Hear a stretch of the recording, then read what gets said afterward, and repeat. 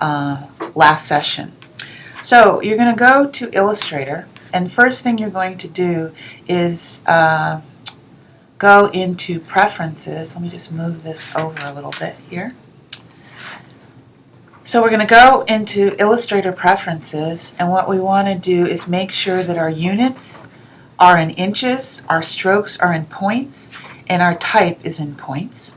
Then we're going to go to Guides and Grids, and depending on how you did your scale drawing, if you used 1/4 inch measurements, you're going to have a guideline every inch and 4 subdivisions. That means you have a subdivision every 1/4 of an inch. And then I'm going to click OK.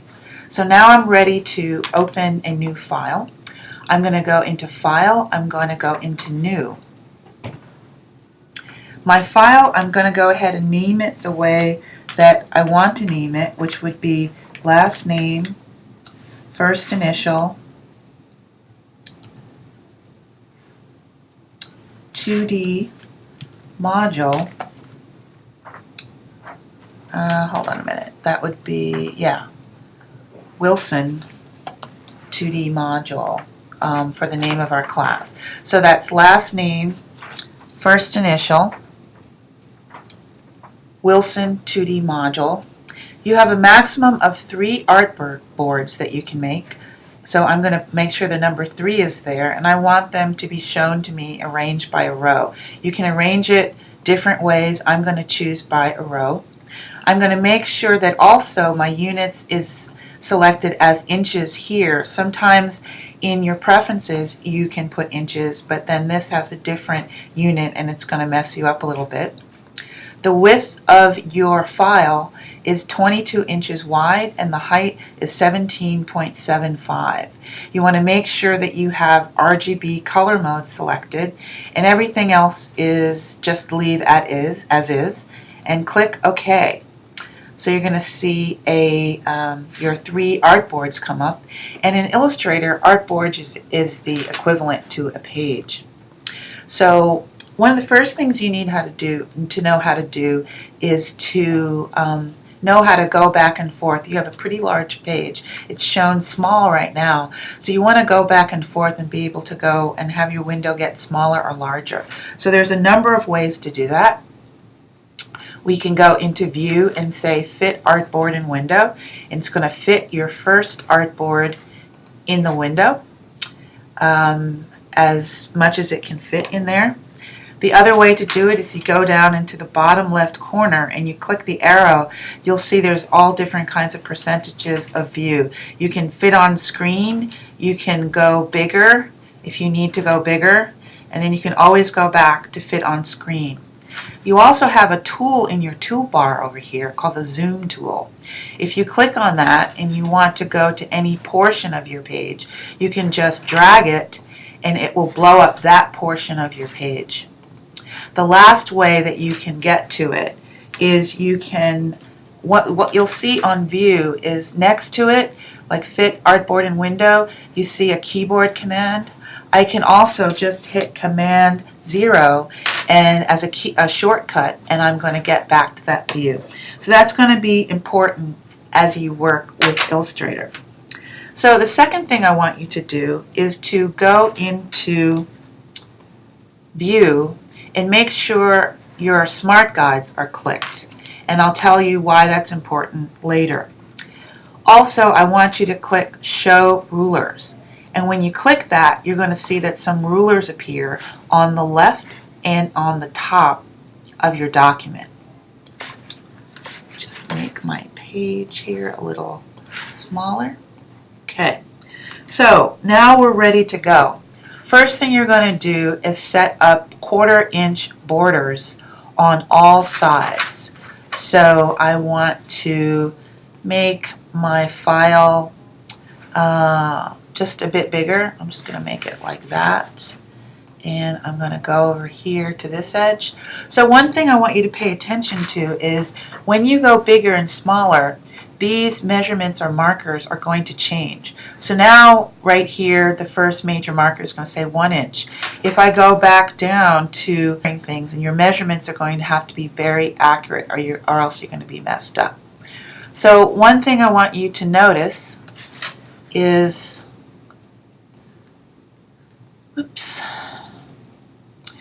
what you can do is click and drag into the ruler, and you're going to pull a guide down. So if I look, that's an inch, this is a ½ inch, I want 1/4 inch borders. So I'm going to pull it down from the top. I'm going to pull one down to 1/4 inch from the right side.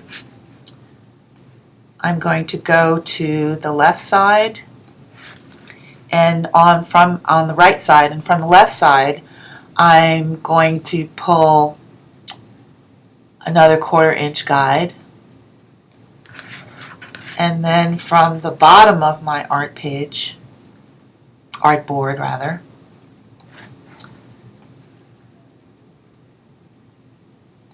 I'm going to also do 1/4 inch. Now here, since my page is 17 3/4, I've got to be careful. I'm going to go to this marker to make sure I have the 1/4 inch there. Okay, so now I've got my artboard set up. I've got my rulers and guides set up.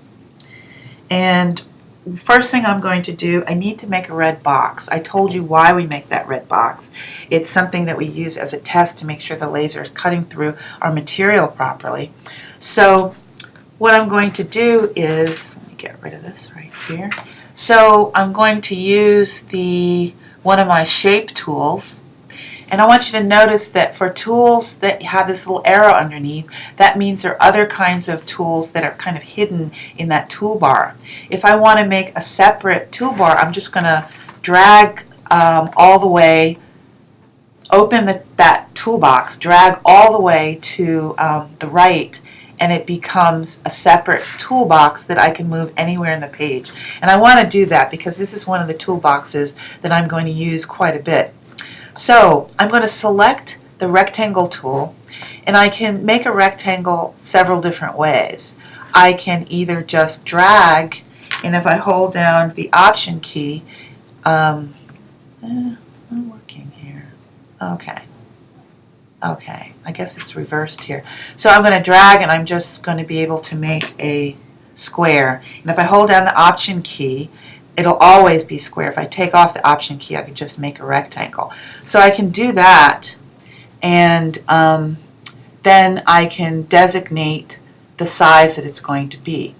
I find that it's easier if I just click on that tool, double click in my artboard, I get this dialog box. So if I want a 1 inch square, I'm going to put 1 inch in both the width and the height. Since I've already designated inches as the unit, I don't have to type in inches. I could just put 1 and 1, and the program knows that I want inches. And I click OK. So now I have a 1 inch box. I want to get a little closer to seeing that box. And I want to choose the box again, and I want to change the color to red. So in RGB works on a spectrum of colors from 0 to 255 in red, green, and blue.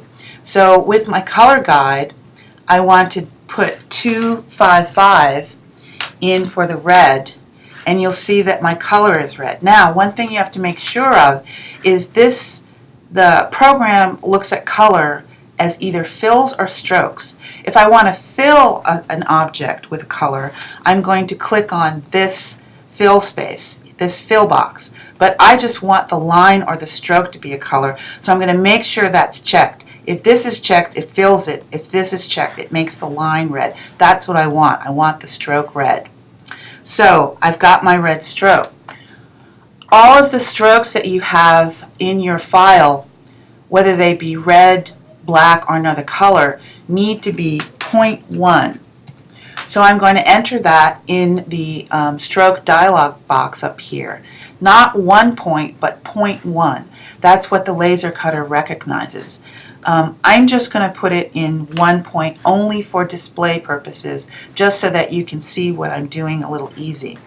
So some of you might not open your file, or you might open and have a color window and not have the large dialog box. You can click here, and you see here that it says Show Options. you want to show options. Also, if for some reason you aren't in an RGB color space, you're in CMYK, I want you to click RGB. You want to be in that color space. Now, if for some reason, let's say that window is not open, no color window, I'm going to go into window and I'm going to make sure I check it and it's going to open for me. I'm going to go into show options and I'll be able to have the options and be able to choose whether I want to fill or stroke and what color I want it. Okay, so now I'm going to use my keyboard command, Command O, just to get back to a view of the whole page. So what I want you to do is go back in your selection tool, select that red box, and just put it down in the right-hand corner for now. So the next thing we're going to do is we're going to make a keyhole, which is what you'd use to hang your work that you're going to do. So I'm going to go back to my shape tools and I'm going to pick the ellipse tool. Double click on my board and what I want is a hole that's 1/4 inch round in diameter. So I'm going to put 0.25, which represents 1/4 inch, as both the width and the height. And I'm going to click OK. So I want to see that better. I'm working pretty small, so I'm going to bring that up. I'm going to go to use my magnifying tool to do that. So because the last color I chose is red, I want to go back and choose black. So black is represented as 0, 0, 0 in red, green, and blue. So I'm going to go in my color window and I'm going to change that to black. So that's my first shape. So my second shape, I'm going to use the rounded rectangle tool. I'm going to click that, double click in my artboard, and I want that to be 1/2 inch. Oh, I'm sorry. I want that to be, let's say I want it to be 1 inch high, and yes, 1/2 inch in width. Let me see if I got that right. No, that's not what I want. So let me go back. I did something wrong. So let me just get rid of this. So I want to go back again. Forgive me. Ellipse tool. I want to make my circle 3.75, 0.375, and that represents a 3/8 of an inch. Okay. Now I go back, sorry for that, to my rounded rectangle tool, and let's see, I want it to be 1/4 inch wide and 1/2 inch high. So that would be 1/4 inch wide, 0.25, and 1/2 inch in height. Don't worry about the corner radius for now. Leave that as it is and click OK. So now I have my second shape, if you remember, that we made. So what I'm going to do is combine these two shapes together to make my keyhole. Smart guides. So remember I asked you to put smart guides on. You see when I move this over, hold on, let me just move this again. You see when I move this over and I align it with the center point, you see it says intersect, and there you have that green line. That's telling me that the center of the ellipsis and the center of the circle are perfectly aligned. So that's why we want to use our smart guides. And then I just want to move it up just beyond where that curve is and make sure it's aligned. Okay? So now I have two shapes. I can take my selection tool and drag it over those two shapes to select those two shapes, or I can pick one shape, hold down my shift key and pick the other shape, and it's going to connect those shapes as one object. So what I want to do now though is I want to go into Pathfinder. Again, if your Pathfinder window isn't open, go into window and make sure, go down and make sure that it's checked. Okay? So in my Pathfinder there's shape modes, and one of them is Unite that we're going to use a lot, and the other is Minus Front. I'm going to select those two objects and click Unite. Magically, I have my keyhole right? And that's exactly what I want to do. I want to be able to put a screw or a thumbtack through here and have gravity pull it down and it not come out there. So let's go back to my view. Sorry, I clicked the wrong keyboard command. And I'm going to do the same thing I did before, is I am going to take that small element and I'm just going to put it down here somewhere for now, for when I use it later. So that red box that you made, I want you to be able to put that in every one of your artboards. So you've learned how to set up a new page, put guides that you pull down from your ruler, create a box in a shape, make that a different color, create a keyhole, unite two shapes. So I'm just going to show you another thing that's going to be something that you're also going to use, and I'm going to just make a simple animal shape. So I want to make a cat, and I started to show you this when we were working in class. I want it to be, I'm going to make the cat's, major part of the cat's face a circle. Okay, so let me just get a little bigger here so you can see what I'm doing. So I've got a circle, okay? So now I'm going to use a different tool. I'm going to use one of my line segment tools. I'm going to use the arc tool. And I'm, sorry, I didn't click on it. And I'm going to, hold on a minute. I'm going to use it to make shape of an ear for my cat. I want to make my other ear at the same place. I'm in the arc tool still. I'm going to put my cursor over that corner there, and I want to make sure I see an anchor point. That means to me when I start drawing another line, it's going to be connected to that first line, and that's what I want. I'm going to look at that line to see where I'm intersecting a path with this line here, and I want my ear to go out a little bit more, so I'm just going to make a few little adjustments here and make sure that that intersects at the right point, okay? And let's pull that down to intersect where I want it to intersect. Okay, so I've got my ear.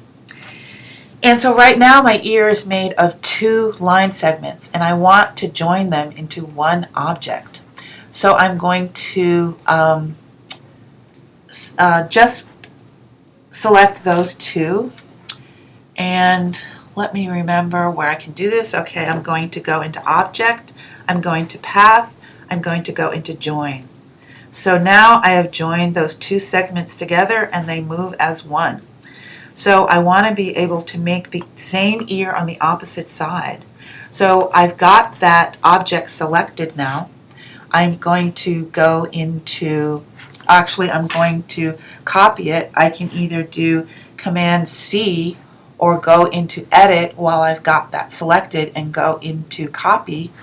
I've done Command C, and I'm going to hit Command V to make a copy of that object, or I can go to Edit and Paste.